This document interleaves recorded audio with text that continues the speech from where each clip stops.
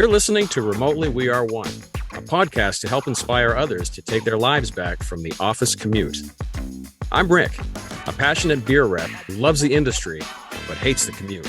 And I'm Kaleem, a remote work advocate and consultant.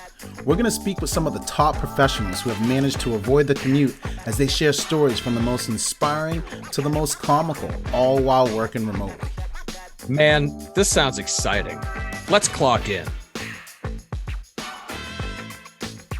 Am I saying that right? Yep, you nailed it. All right, cool. Just want to make sure. You say you do. Your name does sound fancy. I have to tell you a funny story with that, man. It's so funny because as I was saying it, Khalil, I just have to tell you this. I played football like my whole life, and when I went out for the middle school team, the coach was this like hard ass former Marine named Coach Graves. And the coach looked at me and goes, we had to run the 40-yard dash. And so I think ahead of me was like my buddy Antoine. The guy in front of me was Dorian. The guy in front of me. And Antoine does not look like you. Antoine Dorian does not look like you. They had a slightly different complexion. And so we had to get up in this line and run the 40-yard dash. And you had to get up and say your name when you ran and then run the 40-yard dash. And Coach Graves would time you. And I got up there and he's like, name? And I was like, Chase Warrington. And he was like, what are you, rich or something? Shouldn't you be at a board meeting, son? What are you doing out here, kid? I was like, man, I'm not really. What are you, rich or something? With a name like, get the hell out of here. Chase Warrington with Scrooge McDuck. He's hanging out with Scrooge McDuck. So when you said that, you said, it does sound fancy. I was already thinking like, this is a good story. That is perfect. Is great. Welcome back, everyone, to Remotely We Are One. I am Rick, your humble host, joined, as always, by my esteemed colleague, Mr. Kaleem Clarkson. Hey, buddy. What's up, man? Oh, we got another doozy here today. We're going to learn a lot. A doozy? What are we, You started off with doozy, dude? Yeah, dude. Doozy. Everybody knows a doozy means I got to tune in. I got to stay engaged with this one because they're going to have something good thrown my way. True. That's what doozy means. You could mix it up with I got to take a doozy. I've never, ever heard that in my life. I think you just made that up. Oh, this is going to be I think you're full of doozy, to be truthful. There it is. So our guest today is from North Carolina, went to Appalachian State, a.k.a. App State, the Mountaineers. Shout out, Mountaineers, shout out. Something else we learn about our guest today is he loves to listen to, get this, Irish instrumental, a.k.a. trad music. Did someone say trad? Is that a real thing? Trad music? Of course it is. He's worked from more than 20 different countries. He's worked remotely his entire career. And he's currently the head of remote at Doist. Everyone, listeners, please give a warm welcome to Mr. Chase Warrington. Kaleem, thank you, man. Rick, great to see you guys. Yes, that's trad music, not trap music. Slight difference. Right. Thanks for being here. We're excited to be learning more about you, of course, but my question at the very beginning always comes down to what was it that kind of motivated you to pursue remote work in the very beginning? It's funny. My motivation for remote has totally shifted as I've gotten older. I guess we're always evolving. But at first, it was totally just selfish reasons. Like I just wanted to travel. I didn't think the confines of an office seemed very appealing.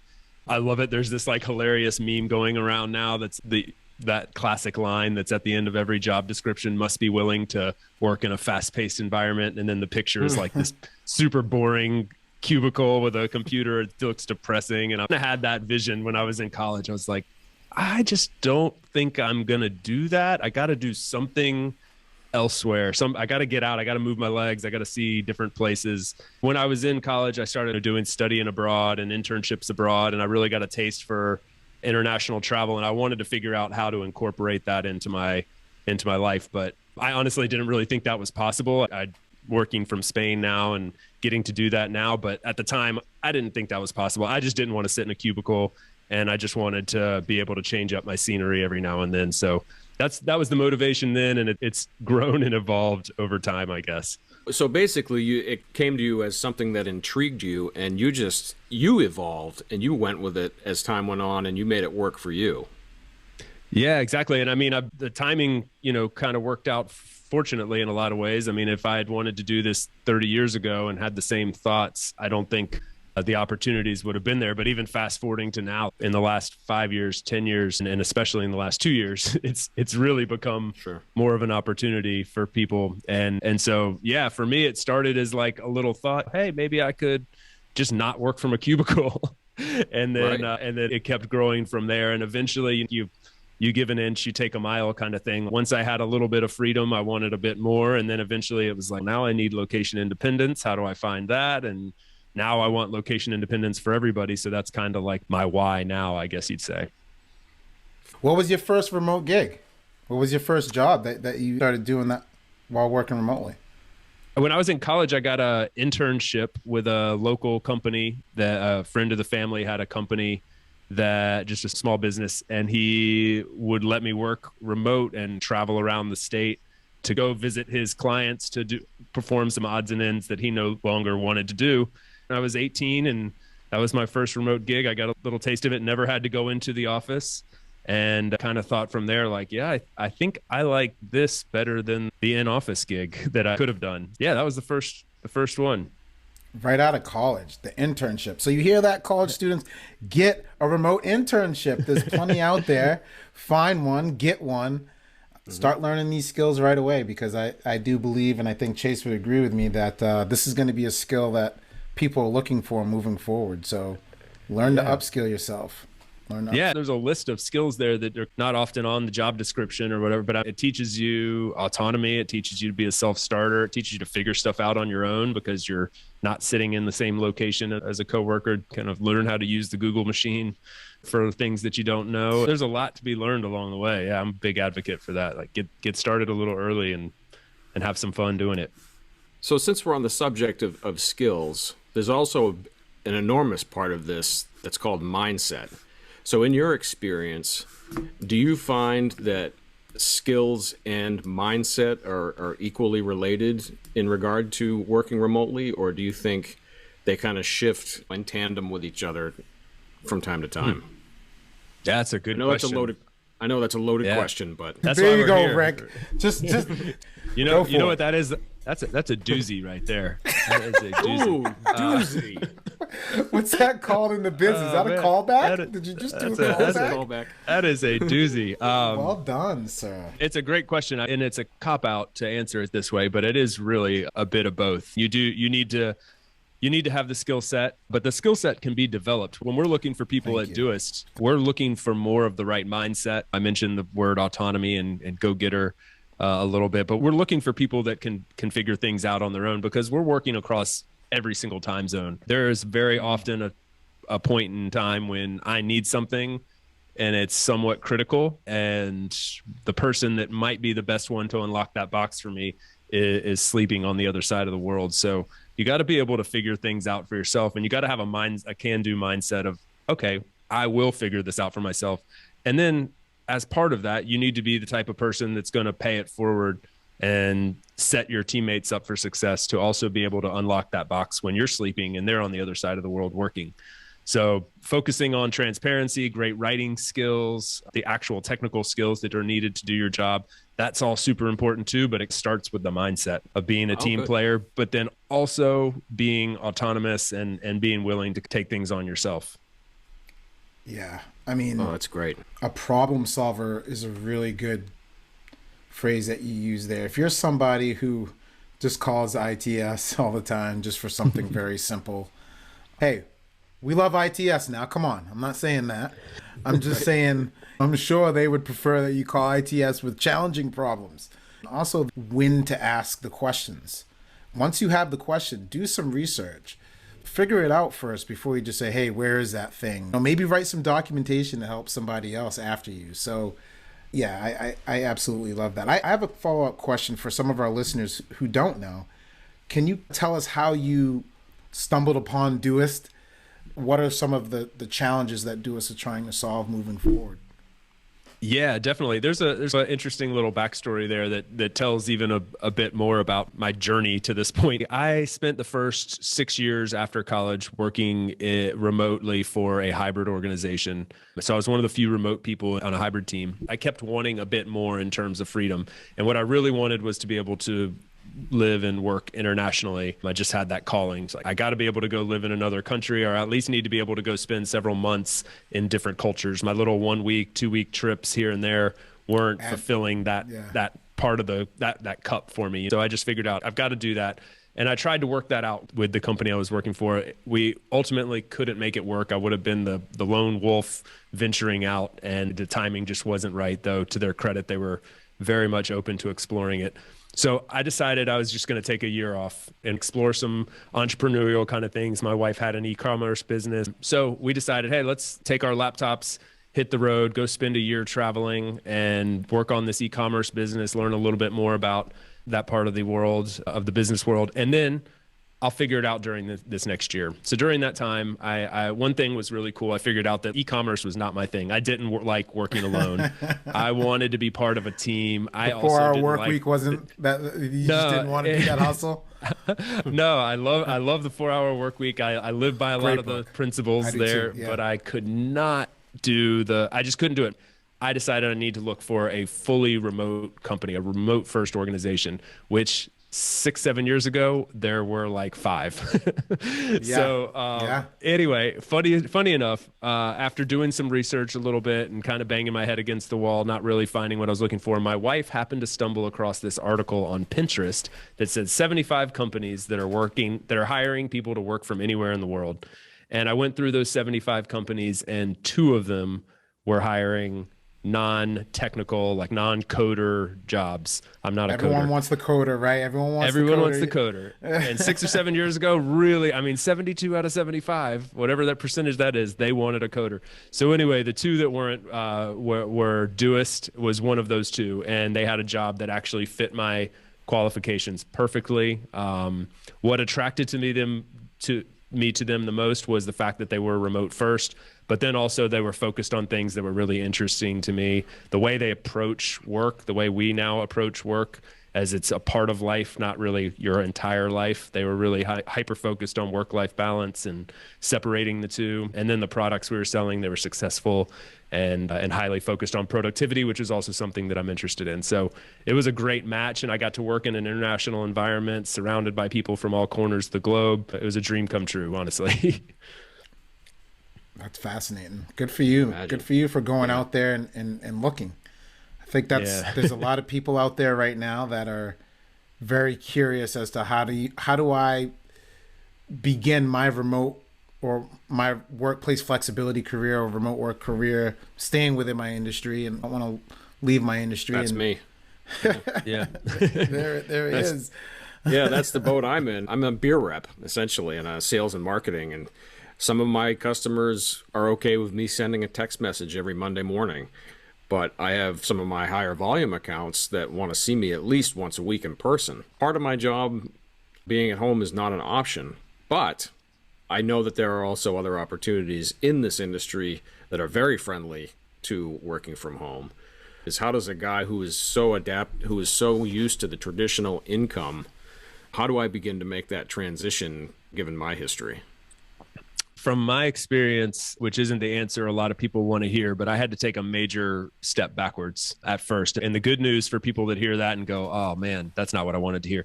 The good news is that was a different age, and it was only 6, 7, 8 years ago, but a lot has changed since then. And I'm seeing people that are transitioning their traditional careers into more remote first, remote friendly the numbers speak for themselves. 75% of organizations now going to some form of remote or hybrid is much different than, like I mentioned before. I was so happy to find 75 companies in the entire world that were hiring remote just 7 years ago. The point there is that I kind of twofold. One, you might have to make a sacrifice in some way or another. I mean, I've talked with a lot of people who have reached out and asked this question, and they'll say, I basically want to keep my income, I want to keep my status, and I want my freedom and stay in the industry that I'm in. How do I do that? And my comment back is you may have to trade one of those things out. You may have to take a step back professionally. You may have to start at the bottom of the ladder again. You may have to upskill yourself, improve yourself again. You may have to take a pay cut, but you don't have to give up all those things. And I think it's those opportunities where you don't have to give up so much are becoming more and more prevalent every single day as more companies offer more remote opportunities. I love that, Chase. I love that. That is fantastic. I don't think I've heard anyone explain it in that context of you may have to get rid of some of these things that you're looking for in order to get what you're looking for. I think that's really important for our listeners, because a lateral move or a step backwards isn't necessarily a bad thing if you're going to be happier. And I'm all about this like one step back, two steps forward thing. I mean, I traded remote life for location independence, and I took a 50% pay cut to do that. And a massive step back in terms of like status, I would say, within the company, where you stand. That was massive. And that's not necessary anymore. Like that wouldn't be necessary if I were to do that today. But you know what? It all, like within a year, I had proven myself. I had taken a couple steps forward again. Within 2 or 3 years, I had taken multiple steps forward. I think it all evens out in the end. I've seen people come into our organization as support reps, going from leadership positions in management, coming in as a support rep, and then within a couple years, skyrocketing to where they quote unquote should be. So there's there's opportunity to grow from within. It just is sometimes challenging to have it all. And because we're used to instant gratification, I guess. Maybe that's part of it. And it's not easy to make those sacrifices. But what I did was I put location independence, remote work, I put that at the center of my focus, and then said everything else around that's kind of potpourri. And I'll get to where I need to go. But that was really my focus, was getting the freedom that I wanted.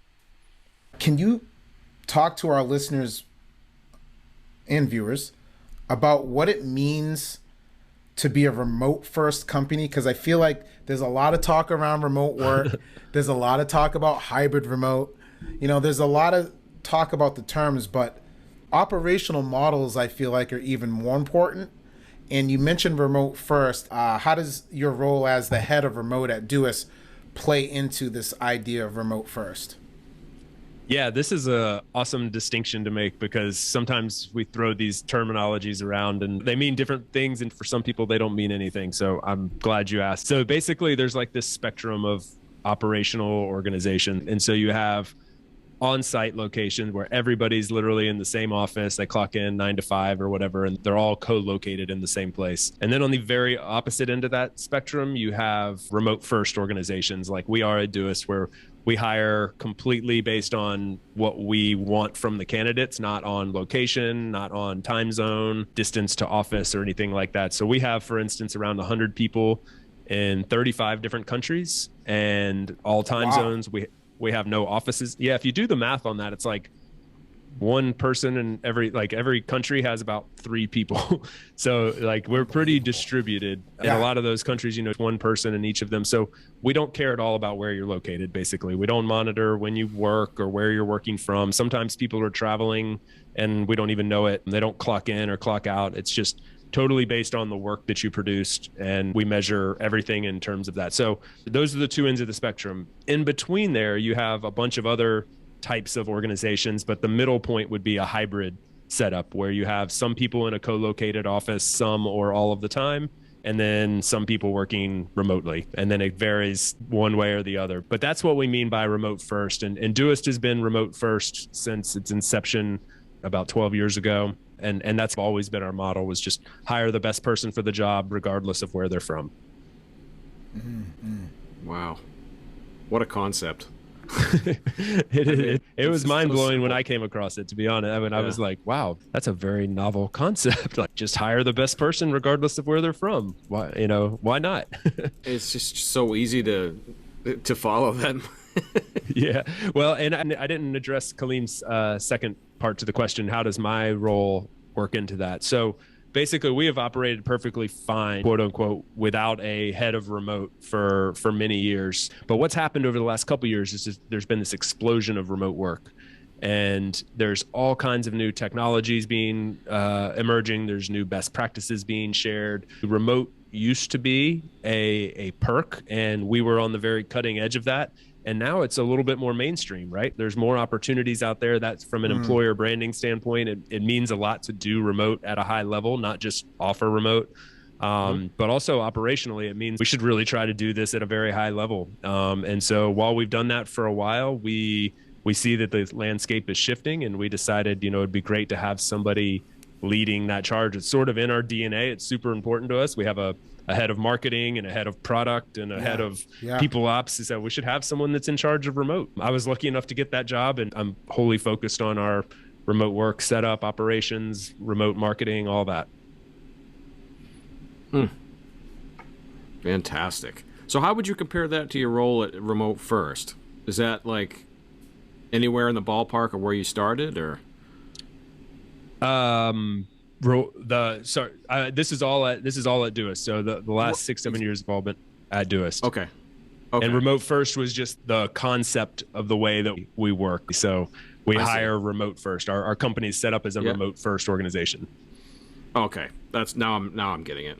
Sorry about that. It's not very clear either. Again, because a lot of this stuff is being created now. It's being created on the fly. This is not like a management course that has been studied at Harvard Business School for 50 years. They're studying it today.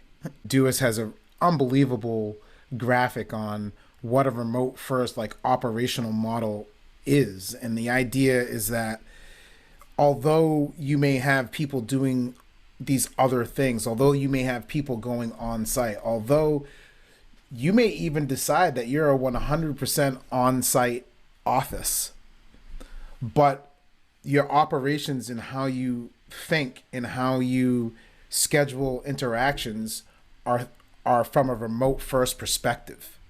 So therefore you would do asynchronous communication, meaning things like Slack and messaging that with delayed communication when people respond when they want. You would host all of your meetings on Zoom, even if everybody was in the office, because you want to ensure that everyone is being created. So these best practices are more of an operational model where I think a lot of organizations are losing. They're not grasping this idea. We're seeing a lot of CEOs and leadership, what I call whitewashing the word remote from hybrid. So now you're just seeing the word hybrid everywhere, when actuality, the most important part of what we're talking about is the remote part. Hybrid remote. You need to put the remote first so that everybody in this organization can get access to the information. They can work from no matter where they are. So it is definitely a confusing concept, because you're saying, well, why are we saying remote first when we care about everybody? I don't know. It's a great point. Yeah, the hybrid conversation gets lumped in as being more remote than on site. I think it's oh, it has a remote element, so it's mostly remote, but often it's mostly the other way around. It's 90% of employees in the office and 10% remote, and therefore everything gets optimized for that 90%. The processes, the tools you use, the best practices for the company, the sphere of influence and power, and who makes the decisions. This all gets optimized for in the office, and therefore the people on the outside, that other 10%, they sort of get the shaft in that way. So the important thing that I think you said, Kaleem, that's just to pull out there is hybrid organizations probably have to operate with a remote first mentality in order for everybody to have a good experience, and also for the company to thrive. If they don't, then they're optimizing for the in-office experience, and not only those remote employees, but most organizations are kind of hybrid. I mean, if you have multiple offices, if you have anybody working outside the office, consultants, third parties, whatever, they're all kind of left in the dark if you don't have remote first principles baked into what you're doing. Yeah, a mindset. Yeah, it is a mindset. For sure. Agreed. So earlier, Chase, we were talking about a few stories. We've had some good conversations on some important topics. I think a lot of people will get some great tips on how to get started here. I love the fact that you literally just looked up which companies are remote. Literally Google that. Use that Google machine, baby. Use the Google machine. It will help you. Yeah. Do you have any stories that really just kind of humanized this idea behind remote work. We're hearing a lot about leaders and CEOs and what people want from work and how serious and trumpety it is. But where's the human stories? Where's the good stuff? Do you have anything to share? Yeah, sure. I mean, I kind of mentioned this earlier, but I really love living in foreign places. I love experiencing the culture of a different place. It's what kind of keeps me going. I've said this before, like on my podcast, like when the normal things become fun, when the mundane becomes exciting, like going to the market, for instance, then my day is a success. And that's kind of the life I want to build for myself. And fortunately, my wife and I are aligned on that. And so we've always just kind of really loved bouncing around and trying different places. We've done the digital nomad thing. We've moved around month to month or quarter to quarter and tried living in a bunch of different places, from Ecuador to Ireland and everywhere in between. And we've had a lot of fun along the way. It is about making remote work and stuff, but it's also about having fun outside of that. And for us, that's traveling, getting to experience different countries. I'm now living in Spain. I came here for a year, 4 years ago, thinking I would stay here in Valencia, Spain for 3 months maybe. And I've kind of made a home here. I've been able to travel the world with my dog, who's a 50-pound Siberian Husky, who's crisscrossed the Atlantic and the equator a couple times. So yeah, I mean, I've had a lot of fun along the way. I lived on a houseboat for a little while in the Gulf of Mexico, and a little jungle casita down in Costa Rica for a while, a cottage in the middle of the Irish countryside where I fell in love with that trad music. Yeah. What was the first country you visited while working remotely? Let's. First country working remotely was Ecuador. Ecuador. Okay. What was that like? I mean, did you have a good internet connection? How did you make it happen? The things you take for granted. So Ecuador is easy to move to, which is one of the reasons for Americans it's easy to move to, which is one of the reasons we went there.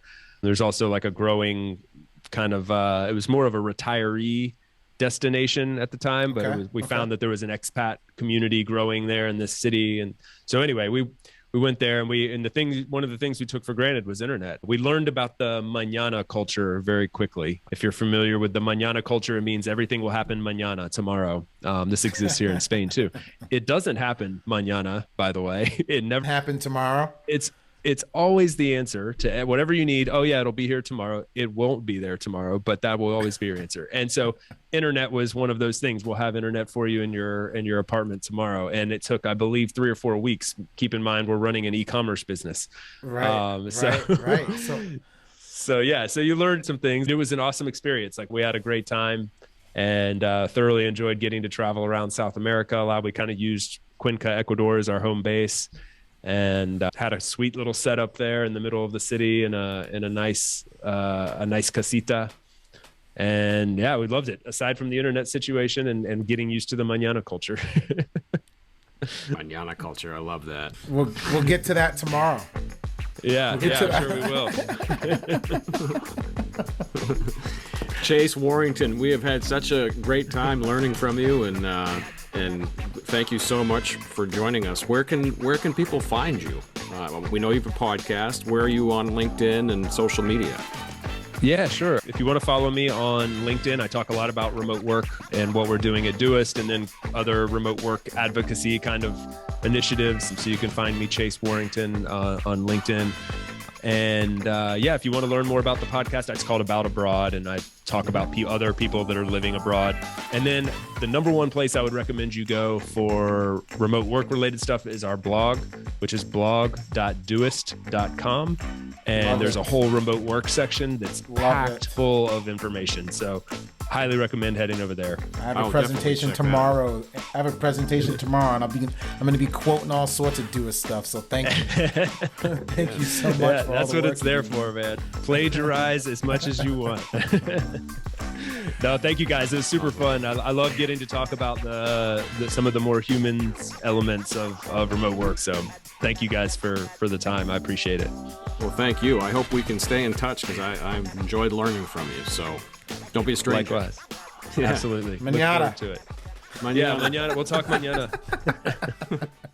You've been listening to the Remotely We Are One podcast. Visit us at remotelyone.com/podcast for upcoming episodes. Subscribe to our YouTube channel and download our episodes on your favorite podcast app. Hey, don't forget to clock out.